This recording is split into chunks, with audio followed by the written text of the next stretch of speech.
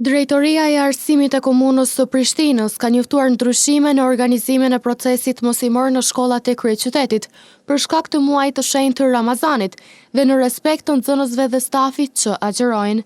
Sipas njoftimit, mësimi do të fillojë nga ora 7:30, ndërsa kohëzgjatja e mesndërimit dhe pushimet e gjata janë reduktuar.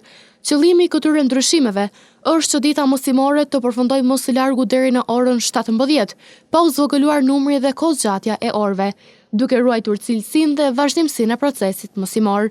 Në komunën e Gjakovës një gjë e tillë nuk pritet të ndodhë. Nga Drejtoria e Arsimit të Gjakovës për televizionin, kanë thënë se procesi mësimor do të vazhdojë edhe më tutje të zhvillohet, siç ka qenë para muajit të shenjtë të Ramazanit. Pra, nuk do të ketë ndryshim të orarit mësimor në shkollat e Gjakovës gjatë muajit të Ramazanit.